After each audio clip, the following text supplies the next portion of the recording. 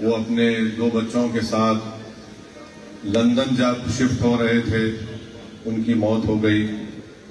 एक ऐसे लोग भी थे जो ईद मनाने के लिए गुजरात को आए थे और उनके भाई ने मीडिया से कहा कि 15 साल के बाद हम 3 भाई या 2 बहन जितने भी लोग थे जमा हुए।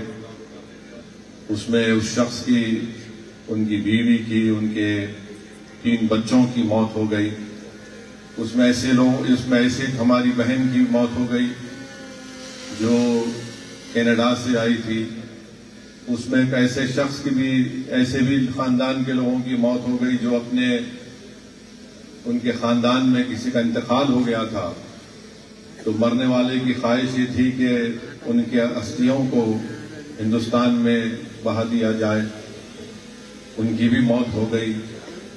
बहरहाल एक बहुत भयानक और तकलीफदेह दर्दनाक हादसा हुआ है।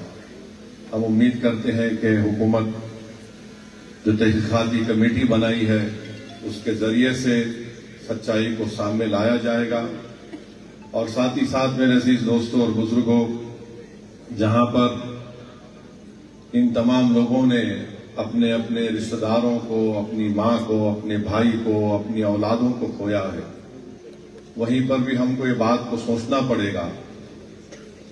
मैं आप तमाम मुसलमान भाई बहनों से कहना चाहूंगा कि 32 सेकंड में यह हादसा हो गया। तो मेरे अजीज दोस्तों और बुजुर्गों, याद रखो, जिंदगी की सबसे बड़ी हकीकत यह है कि मौत है। मौत सबको आने वाली है। ये जिंदगी की सबसे बड़ी हकीकत है। कोई जिंदा नहीं रहने वाला है यहां पर।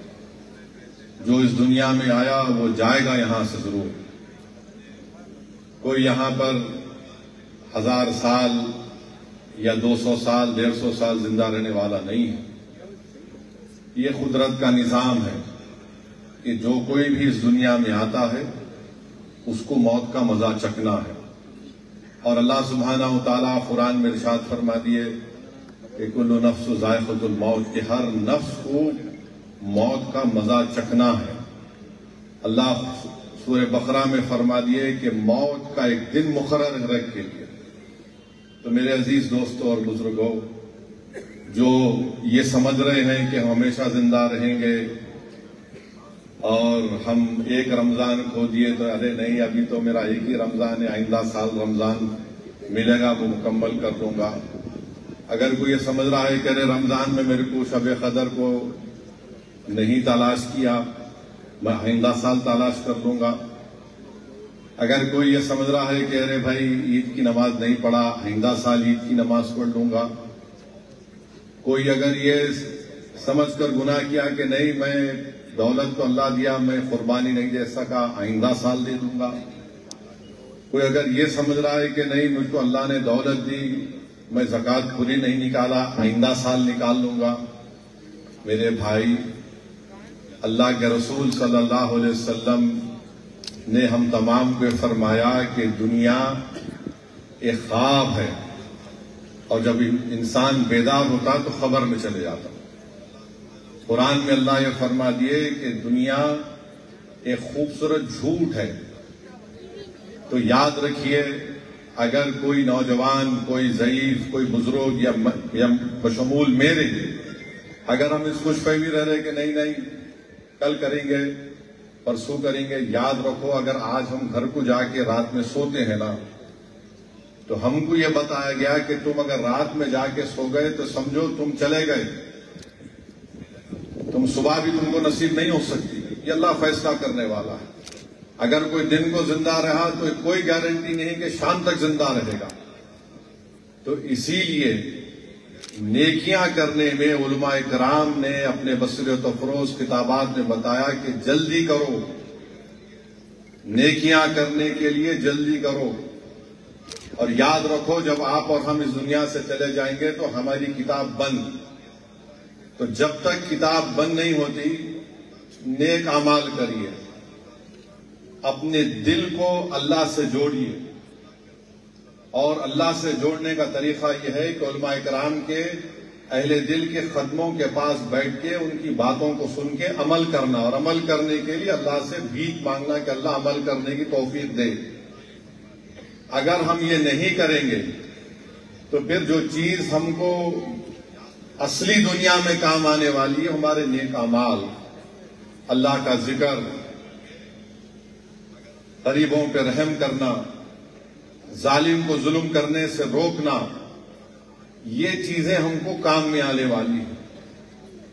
और याद रखिए कि मेरे जैसे बहुत से मेंबर ऑफ पार्लियामेंट आए चले जाएंगे, लोग मेरी बात सुनने आते, मैं मर जाऊंगा, कोई और आएगा वो सुनेंगे, मगर कभी आप ये देखें कि ये जितने मरने वाले मेंबर ऑफ पार्लियामेंट की खबरों के पास क्या हो रहा है, कौन जाके खबरों में सो रहा है, किसी को नहीं मालूम। ये खबर हमको पुकार के बोल रही है, तुम मेरी गिजा बनने वाले हो, याद रखो, तैयारी कर लो उसकी। ये खबरें हमको पुकार कर कह रही है कि मेरे साथ अकेले रहना है, यहां पर अंधेरा यहां पर है। खबरें हमको पुकार कर कह रही है तैयारी कर लो, जब तुम मेरे पास आओगे तो कीड़े तुम्हारे जिस्म को खा लेंगे। खबरें पुकार कर कह रही हैं कि जो कीड़े तुम्हारी जिस्म को खाएंगे वही दूसरे कीड़े आकर उन कीड़ों को खा लेंगे। तो मेरे भाई, अल्लाह कुरान में फरमा दिया कि हर नफ्स को मौत का मजा चखना है। और मैं नौजवानों से, जो हमारा मुस्तकबिल है, मिल्लत इस्लामिया का मुस्तकबिल आप हैं, और नौजवानों में तुमसे दर्दमंदाना अपील कर रहा हूं कि तुम अपने अल्लाह से रिश्ते को मजबूत करो, अपने दिल को अल्लाह के करीब करो, नेक अमाल करो। अगर तुम गिर जाओगे, खुदा ना खास्ता अगर तुम गिर जाओगे, तो याद रखो दुश्मन, तुम कौम की दीवार हो, अगर दीवार गिर जाएगी तो दुश्मन उसको अपना रास्ता बना लेगा। और जब किसी घर की दीवार गिर जाती है तो लोग उसके घर में से रास्ता बना लेते। तो नौजवानों, तुम मिल्लत इस्लामिया के मुस्तकबिल हो। अगर मुसलमान नौजवान लड़के और लड़कियां गाने सुन सुनकर झूमते हैं, या हमारे शादियों में ऑर्केस्ट्रा होता है, लोग नाचते हैं, याद रखो अल्लाह के रसूल सल्लल्लाहु अलैहि वसल्लम ने हदीस शरीफ में फरमाया कि गाने सुनने से मुनाफिकत और निफाक बढ़ता है। रसूलुल्लाह सल्लल्लाहु अलैहि वसल्लम ने हदीस शरीफ में फरमाया कि जो मेरा उम्मती अगर कहीं पर गाना या वाहियात गाने हैं, उस पर अपने कानों को बंद कर लेता है, तो जब वो दुनिया से चले जाता तो जन्नत में एक हूर, दो हूरें उसके सर के पास, दो हूरें उसके पैरों के पास, और ऐसी हूरें होंगी कि अगर वो गाना गाएंगी तो मुर्दे जिंदा हो जाएंगे। वो ऐसे हूरें होंगी कि अगर वो समंदर में थूक देंगे तो पानी मीठा हो जाएगा। वो जब गाना गाएंगी तो जन्नत के पेड़ और पत्ते उनके साथ गाना गाकर तुमको सुनाएंगे। तुम क्या वो सुनना चाहोगे या फिर ये गंदगी दुनिया की सुनना चाहोगे? नौजवानों, तुमको फैसला करना है। अगर मैं ज्यादा कहूंगा तो बोलेंगे नो आ गए, आके हमको ही हाथ पे ले ले, मगर मेरा काम ये पैगाम को पहुंचा देना है। वो ये नहीं कहना कि हमको नहीं मालूम था। और याद रखो, मौत बरक है। इंसान की मौत उलमा कराम की जबानों से सुना कि उसके पैरों से रूह को खींची जाती और फिर यहां अलग से इससे आंखों से रूह निकल जाती। तो इसलिए याद रखो, किसी के पास वक्त नहीं है, कोई जीने वाला नहीं है। यहां पर बड़े बड़े तुरुमखाए चले गए, कोई जिंदा रहने वाला नहीं है। अगर कोई वक्त का चीफ मिनिस्टर, वक्त का एमपी, वक्त का प्राइम मिनिस्टर बोल रहा है कि मैं जुल्म करके 100 साल 200 साल जिंदा रहूंगा, कोई जिंदा नहीं रहता। चंगेज खान जिंदा नहीं रहा तो वक्त के जालिम कहां जिंदा रहने वाले हैं।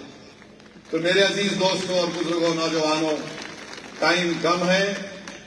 अपनी जिंदगी का जो भी लम्हा, बल्कि मैंने अहलुल्लाह की जबान से सुना कि तुम अल्लाह का शुक्र इस तरह अदा करो कि अगर तुम एक सांस भी लिए तो अल्हम्दुलिल्लाह बोलो।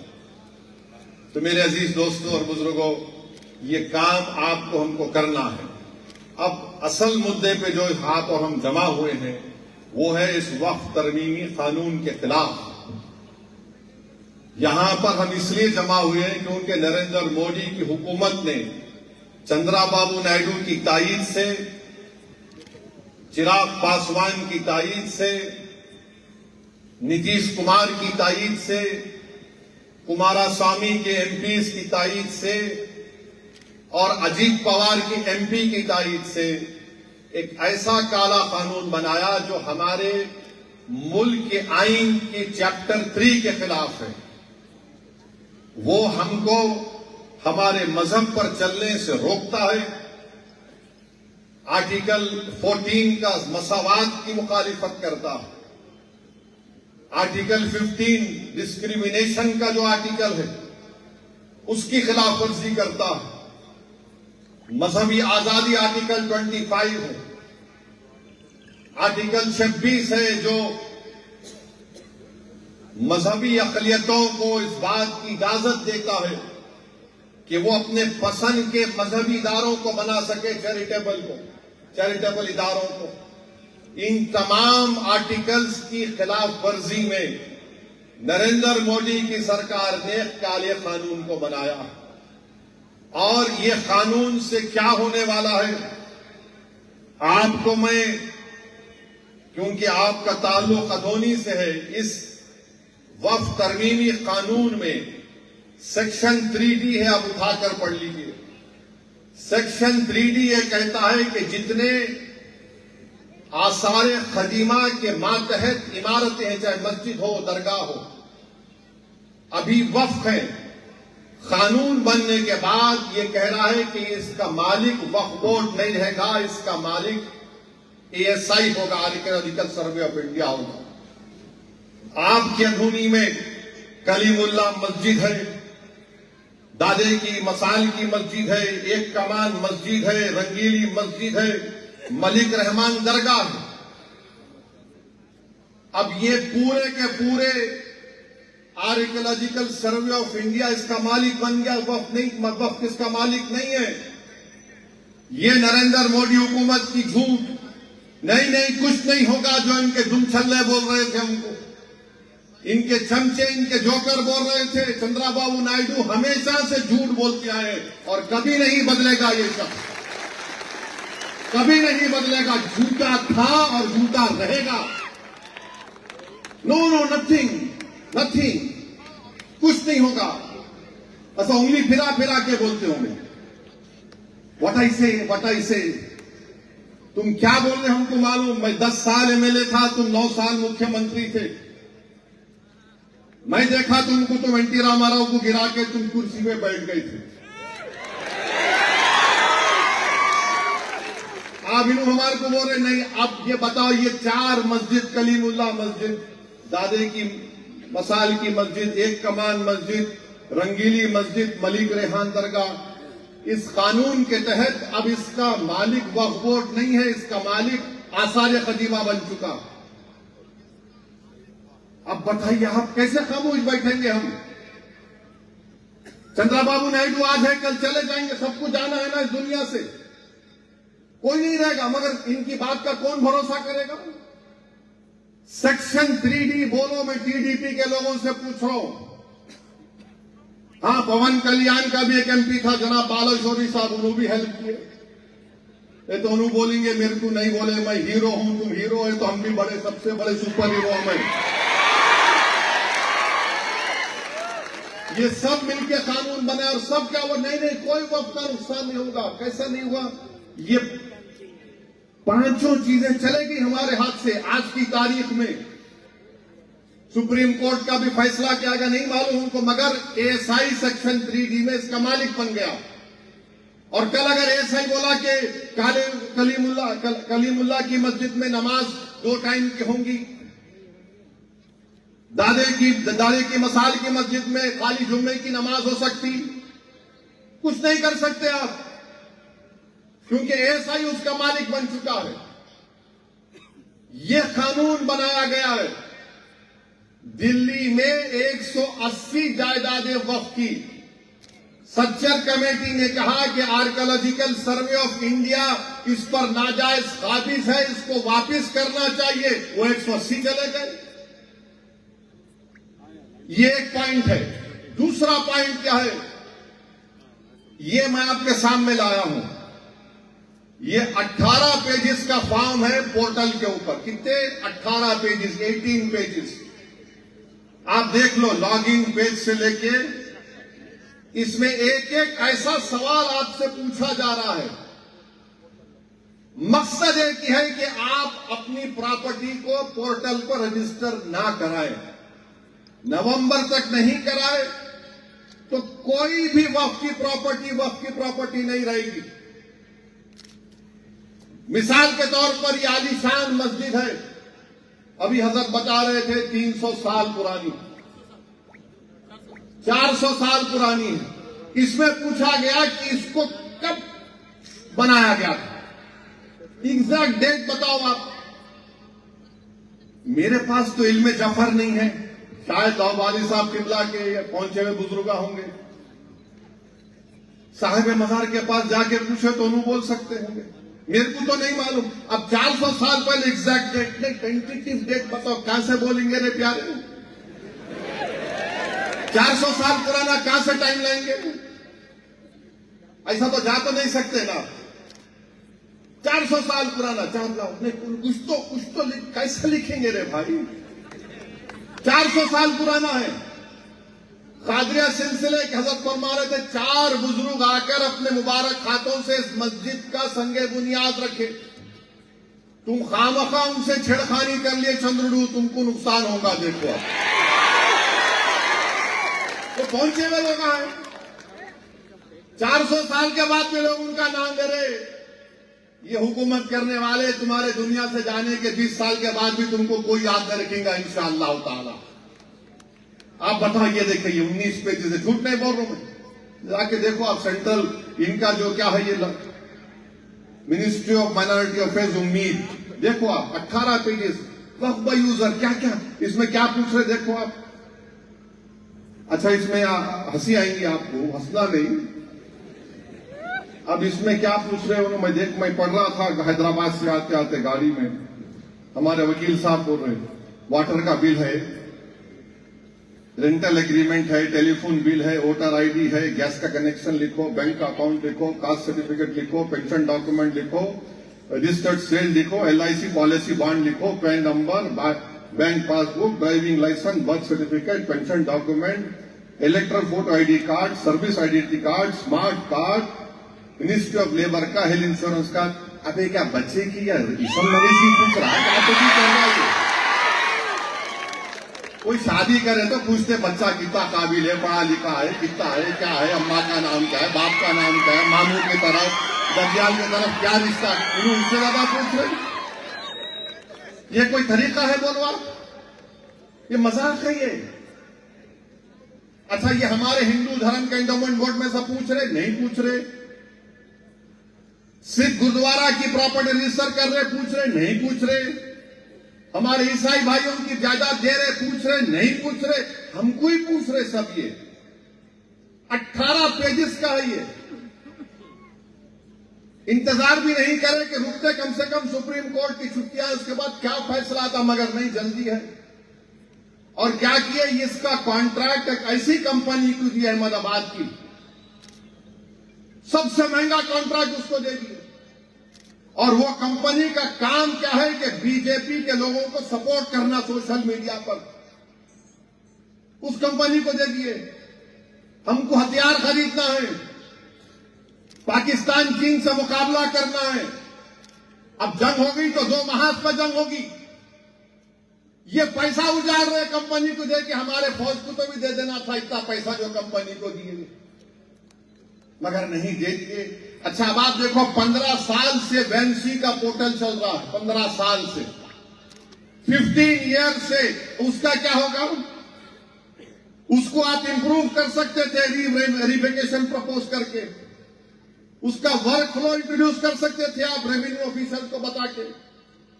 अब मोदी हुकूमत ने NIC को हुक्म दिया कि उस वैंसी पोर्टल में ऐड एंड एडिट फैसिलिटीज को खत्म कर दो। वैंसी पोर्टल में जो ऐड एडिट फैसिलिटीज थे उसको नहीं होना चाहिए।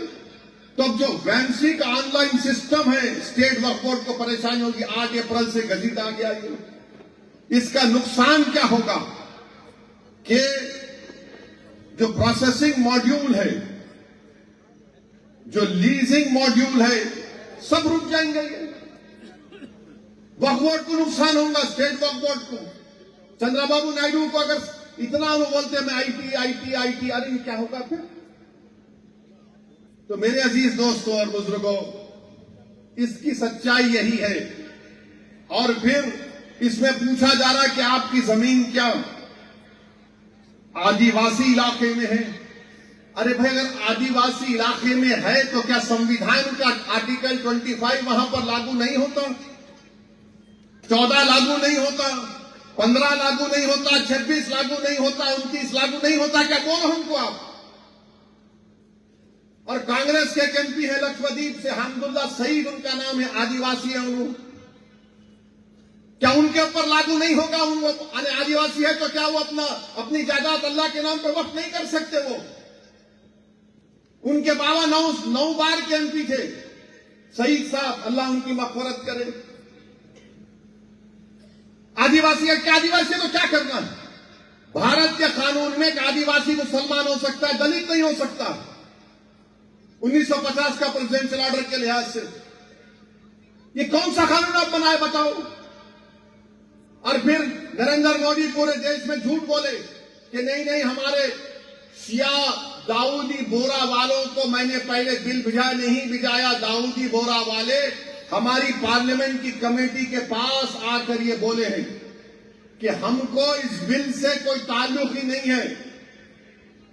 उनके पास जो सिस्टम है वो शिया है, तो उनके जो पीर मुर्शिद है या उनके जो रूहानी पेशवा है उनको दायर मुतलक कहते हैं। उनका बोलना यह कि उनकी मौजूदगी में कोई मुतवल्ली नहीं बन सकता, हमको इस कानून से निकालो। तो नरेंद्र मोदी उनको बिठाकर बोल दिए कि मैं आपको बिल दे दिया था, वो बेचारे परेशान। फायदा किसको हुआ इस कानून से? मैं बोल रहा हूं आपको। मुंबई में बहुत बड़ी इमारत है, हिंदुस्तान का दौलत तरीन आदमी है। उस शख्स ने आज से 18 या 20 साल पहले उस वक्त बंबई था, एक यतीम खाना था वक्त खोजा मुसलमानों का, उसको उसने 20-21 करोड़ में खरीद लिया। गलती से गैर कानूनी तरीके से उसने अपना घर तामीर कर दिए। मुकदमा सुप्रीम कोर्ट में है। महाराष्ट्र के वक्फ बोर्ड के 2 सीओ ने लिख कर दिया कि ये शख्स गलत काम किया, ये वक्फ की जायदाद है, उनका ट्रांसफर हो गया, मगर लिख कर दिए। सुप्रीम कोर्ट में केस चल रहा। तो मोदी दाऊदी बोरा को इस्तेमाल करके ये कहिए कि कोई भी वक्फ का ट्रस्ट जो प्रॉपर्टी बेच चुका है या बेचना चाहता है वो वक्फ में नहीं आएगा। यानी दौलतमंद आदमी को आप फायदा पहुंचा दिए, वो रातों रात मालिक बन गया। फिर अगर उससे भी फायदा नहीं हुआ तो मोदी जी बोल दिए, चंद्रबाबू नायडू के गले पे हाथ रख के कहा कि अगर कोई 20 साल से कोई वक्फ की प्रॉपर्टी पर नाजायज काबिज है, जैसा यहां पर भी होंगे, अगर कोई वक्फ की जायदाद पर 20 साल से काबिज है तो यह कानून के तहत जो रातों रात मालिक बन गया। वाकिफ कौन है? वाकिफ तो वक्फ किया कि अल्लाह इसका मालिक है। मोदी ने कानून बनाया कि नहीं तुम 20 साल से कब्जा करके बैठे, तुम ओनर बन गए। आपने लिमिटेशन एक्ट को अप्लाई कर दिया। फिर सेक्शन 3C ये बोलता है कि अगर कोई अधोनी में करनूल में बोलेगा कि नहीं ये वक्फ की प्रॉपर्टी नहीं गवर्नमेंट की प्रॉपर्टी है, तो कलेक्टर बैठ के फैसला करके बोलेगा गवर्नमेंट की प्रॉपर्टी, हिस्सा खत्म। रेवेन्यू रिकॉर्ड हमारे कई जगह पर मैच नहीं करते। कानून यह बोलता है कि वक्फ बाय यूजर, सही वक्फ बाय यूजर है, रिकॉर्ड है मगर वक्फ बाय यूजर है। रास्ता तमाम में देखा, करनूल से लेके करनूल एंटर होने से लेके अधूनी तक हर जगह पे छोटी छोटी ईदगाहें है ना, रोड पे ईदगाह, उसका कागज है नहीं, सही से बोला है कागज है, नहीं है ना।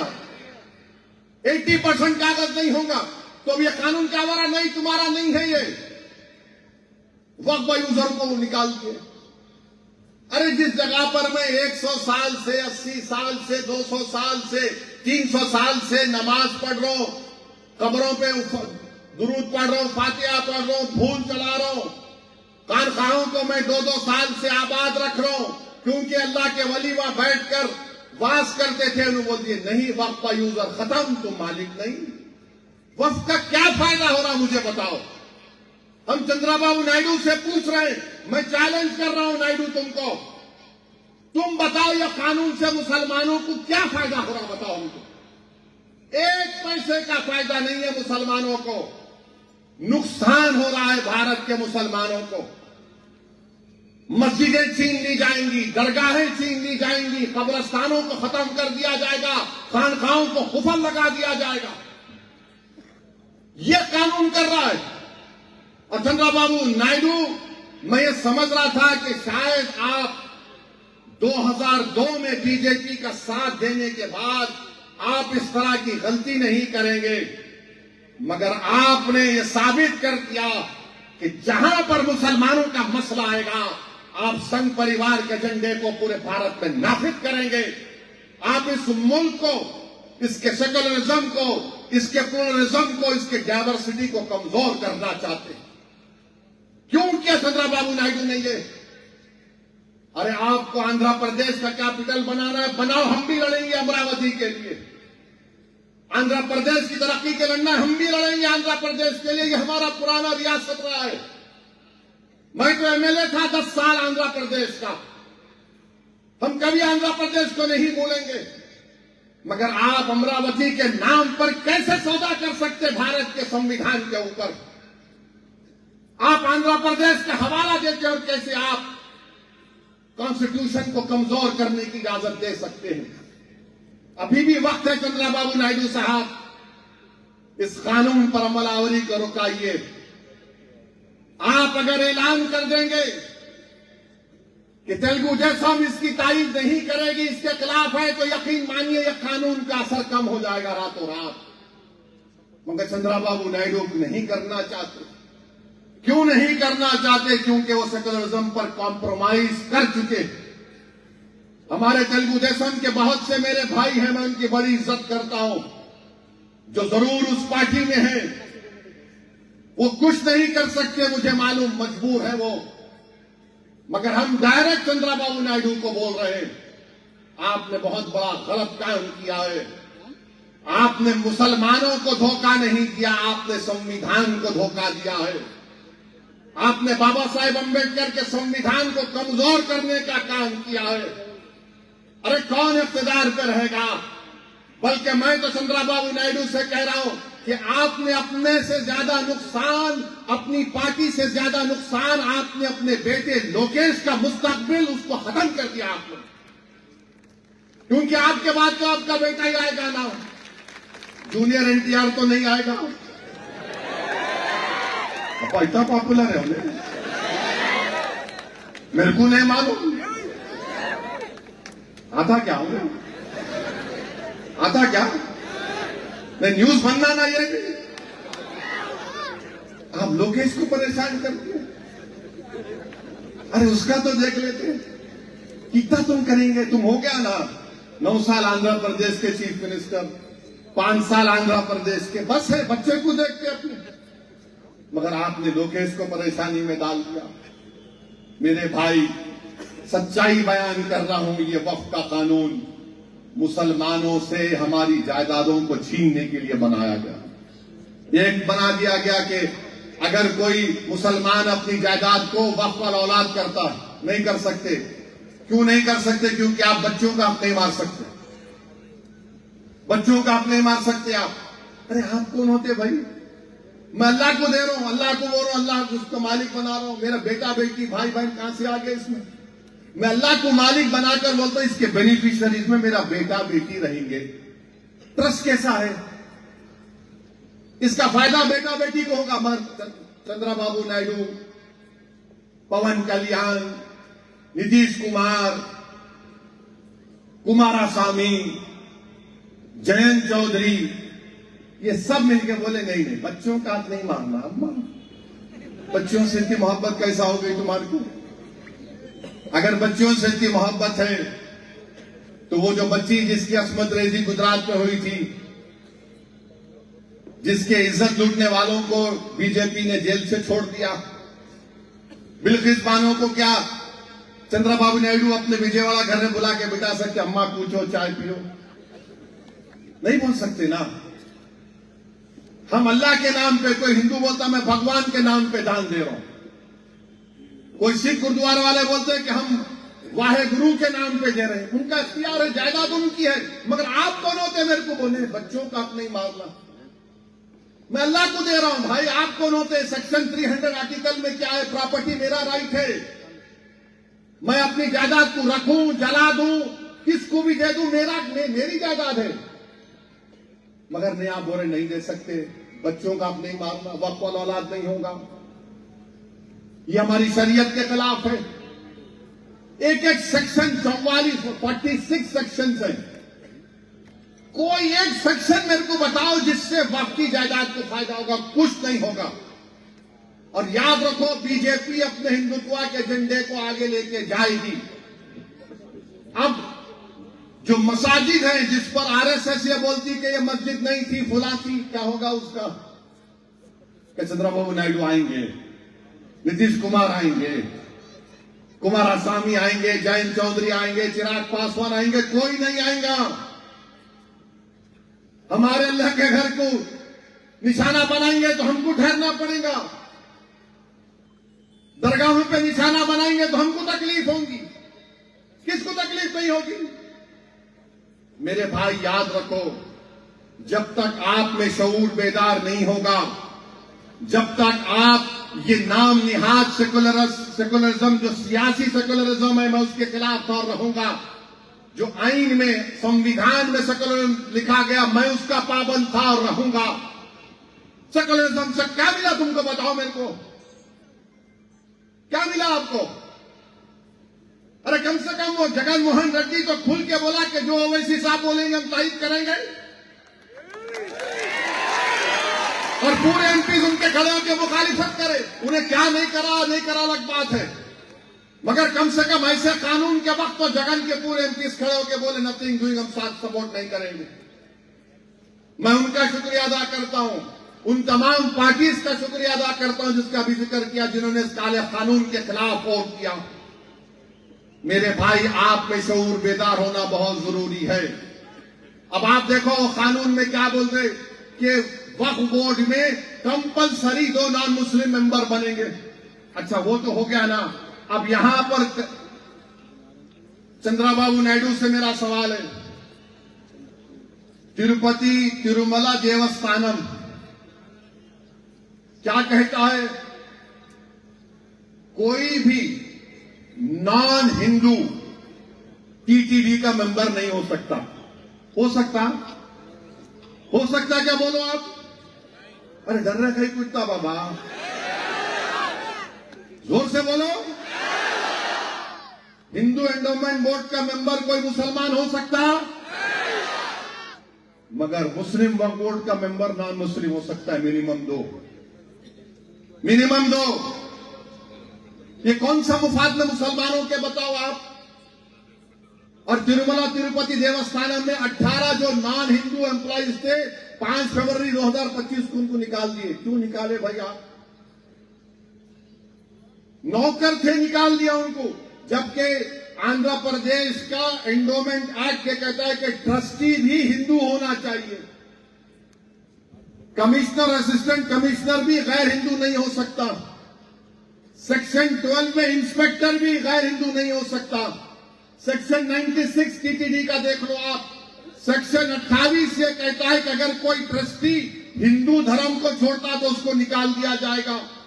सेक्शन 29 ये कहता है कि एग्जीक्यूटिव ऑफिसर भी कोई गैर हिंदू नहीं रह सकता। अरे जब आपके लिए अच्छा, हमको इतराज नहीं है, बिल्कुल बहुत अच्छा है, आपका मजहब का मामला है, आप करो, मगर मुसलमान के मजहब में आप क्यों आ रहे बताओ? जब आपके लिए अच्छा है तो हमारे लिए बुरा कैसे हो गया बताओ चंद्रबाबू नायडू? क्यों आपके लिए अच्छा है तो हमारे लिए बुरा क्यों है? मेरी दरगाह के मैनेजमेंट में गैर मुस्लिम क्या करेगा, मेरी मस्जिद के मैनेजमेंट में गैर मुस्लिम क्या करेगा, मेरे कब्रिस्तान में गैर मुस्लिम क्या करेगा, मेरी ईदगाह में गैर मुस्लिम क्या करेगा, मेरे खानकाहों में गैर मुस्लिम क्या करेगा, बताओ। मेरे अजीज दोस्तों और बुजुर्गों, ये एक तारीखी वक्त आपके पास है। आप all India Muslim personal law board के दिए गए हर फैसले के पाबंद रहिए। और अभी महाराष्ट्र में नासिक में शनि सिंगापुर एक मंदिर है, उसमें से 165 के करीब एम्प्लॉइज को निकाल दिया गया, उसमें 114 मुसलमान थे। मंदिर के लोग ये बोल रहे कि नहीं वो काम नहीं करते थे, आते नहीं थे, अल्लाह को मालूम। मगर 165 में 114 को 2 झटके में निकाल दिया। ये हो रहा है, बताइए आप। मैं कौन कौन सी मिसालें तुम्हारे सामने रखूं मेरे भाई। इस मुल्क में जब तक अंबेडकर का बना हुआ संविधान को जिंदा हम रखेंगे, इसमें हर मजहब पनपेगा। संविधान कमजोर होगा तो सेकुलरिज्म, प्लुरलिज्म, डाइवर्सिटी, इस मुल्क की खूबसूरती खत्म हो जाएगी।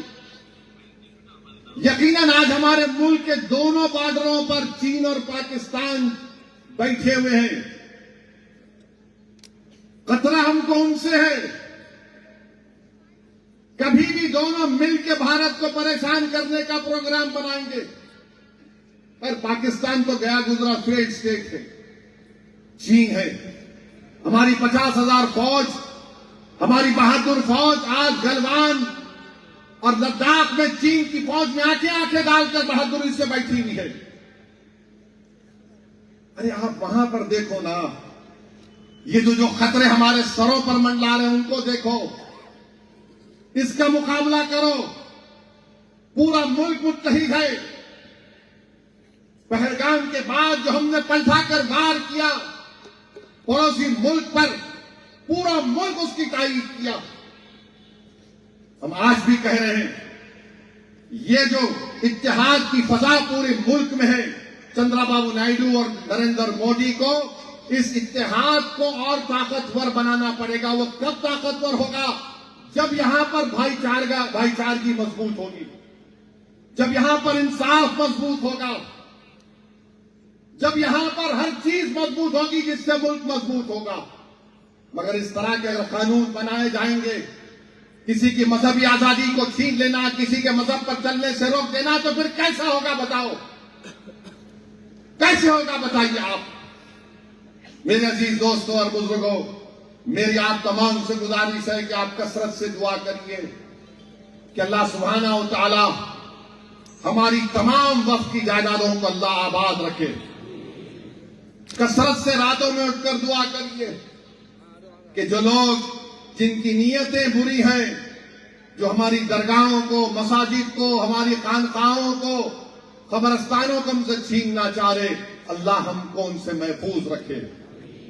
हम अल्लाह को, रसूल अल्लाह सल्लल्लाहु अलैहि वसल्लम के उन आंसुओं का वास्ता देते हैं जो रसूल अल्लाह सल्लल्लाहु अलैहि वसल्लम ने अपने हयात मुबारका में अपनी उम्मत की फिक्र में आका ने अपनी आंखों में आंसू लाए थे। अल्लाह तुझे तेरे हबीब के आंसुओं का वास्ता, परवरदिगार जो हमको रुला रहे हैं, हमको परेशान कर ले, तो उनको देख ले या अल्लाह। और कसरत से दुआ करो भाई गज्जा के फलस्तीनी मुसलमानों के लिए, उन गज्जा के उन बहादुरों के लिए दुआ करो जो 10 लाख से ज्यादा आज बेघर हो चुके हैं। रफा नाम का शहर खंडेर में तब्दील कर दिया गया। रफा में करीब 2.5 लाख 3 लाख के करीब लोग रहते थे, आज वो खंडेर में तब्दील हो गए। अल्लाह उन गज्जा के लोगों की मदद फरमाए। अल्लाह उन वेस्ट बैंक मगरबी किनारे के बहादुर और जियालों की मदद फरमाए जो आज उनको निशाना बनाया जा रहा है। अल्लाह रज़्ज़ाक़ है, अल्लाह से दुआ करिए कि गज्जा के लोग भूखे हैं, गज्जा के लोग पीने के पानी के लिए तड़प रहे हैं, गज्जा के लोगों के पास दवाएं नहीं है अपने बीमारों का इलाज करने के लिए, गज्जा के लोगों के पास अगर किसी पर बमबारी में इजरायली हुकूमत इसराइली जालिम बेंजामिन नेतन्याहू की बमबारी से अगर कोई जख्मी हो जाता है, उनके पास बेहोश करने की दवा नहीं। हमारी बेटियां अगर बच्चा पैदा करती है तो टेंटों में बच्चे पैदा हो रहे हैं, बेटियां पैदा हो रही हैं। ईद की नमाज उन्होंने फटे हुए टेंटों में पढ़ी। ईद की नमाज उन्होंने खंडरों के दरमियान में कहा अल्लाह अकबर। हम सलाम करते हैं गज्जा के उन जियालों को और उन गज्जा के जियालों का धोनी की सरजमीन से पैगाम देते हैं कि हम तुम्हारे एक एक गम में तुम्हारे साथ हैं, एक एक तकलीफ में हम तुम्हारे साथ हैं।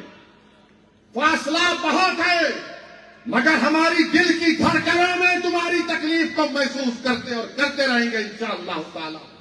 सुबह क़यामत तक जो लोग मस्जिद अक्सा और बैतुल मुक़द्दस की बाजियाबी के लिए लड़ रहे हैं, भारत का एक एक बच्चा उन लोगों के साथ था और साथ रहेगा। गांधी से लेकर नेहरू से लेकर हमारी पॉलिसी यही रही कि हम फलस्तीनियों के साथ थे, हम फलस्तीनियों के साथ रहेंगे। दुनिया की कोई ताकत गज्जा और मगरबी किनारे के लोगों को खत्म नहीं कर पाएगी इंशाअल्लाह ताला।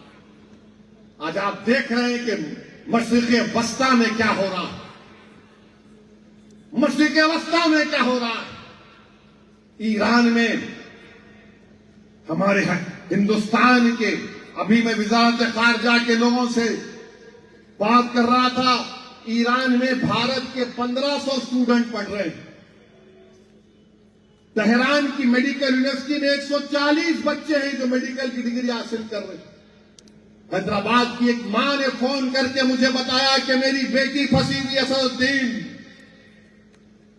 मैं कैसे अपनी बच्ची को बुला सकती हूं? कुछ भी करो, मेरी बच्ची को बुलाओ। एक मां का गम है, एक मां की तड़प है, मगर एयरपोर्ट बंद है क्योंकि वहां पर एक तमाशा हो रहा है। मेरे भाई दुआ करो कि हमारे जो भारत के बच्चे, बेटियां, बेटे जो ईरान में तालीम हासिल कर रहे तुलबा और तालिबात, अल्लाह उनकी हिफाजत फरमाए और खैर खूबी से अल्लाह उनको रखे और भारत को बुला ले इंशाअल्लाह ताला। तो मेरे अजीज दोस्तों और बुजुर्गों, ये वक्त दुआ का है, ये वक्त मुत्तहिद रहने का है, ये वक्त डरने का नहीं है, ये वक्त अल्लाह की जात पर तवक्कल करने का है और ये वक्त जिद्दोजहद करने का है। अगर तुम ये समझोगे कि सिर्फ दुआ करके मैं खामोश हो जाऊंगा, नहीं। अल्लाह के रसूल सल्लल्लाहु अलैहि वसल्लम की सीरत हमको पुकार पुकार कर कह रही है कि औद के मैदान में दंदान मुबारक रसूलुल्लाह सल्लल्लाहु अलैहि वसल्लम को शहीद करना, शहादत मिली दंदान मुबारक। मक्के के बाजारों में, काबे के सहन में क्या क्या अकायद आलम सल्लल्लाहु अलैहि वसल्लम ने नहीं सहा। और जो लोग ये समझ रहे हैं कि इस्लाम की समा को फूकने से बुझा दिया जाएगा, नहीं मेरे भाई, ये नामुमकिन है, ये नामुमकिन है इंशाअल्लाह ताला। ये दीन हक है और दुनिया जब तक बाकी रहेगी हक बाकी रहेगा इंशाअल्लाह ताला। तो मेरे अजीज दोस्तों और बुजुर्गों, मुत्तहिद रहिए, मसलक पर अपने जरूर चलिए, मगर याद रखिए जो हम पे वार कर रहा है वो हमारी कमजोरियों को तलाश कर रहा है कि कैसे इनके इत्तेहाद को कमजोर किया जाए। तो मेरी आप तमाम से गुजारिश है कि अल्लाह से दुआ करते रहिए, जिद्दोजहद करिए। जो program all India Muslim personal law board से दिया जाएगा उस पर अमल करिए। तेलुगु देशम पर, पवन कल्याण पर, चंद्रबाबू नायडू पर अपने दबाव को बरकरार रखिए। जो हमारे भाई उन पार्टियों में हैं उनके अपने लीडरों को समझाओ, आप ये गलत है, ये गलत फैसला है। उनको बताओ कभी भी तुम्हारे पास टाइम है, वरना याद रखो कहीं ऐसा ना हो जाए कि तुम गुमनामियों के वादियों में भी तुम्हारा जिक्र नहीं होगा कभी इंशाअल्लाह ताला।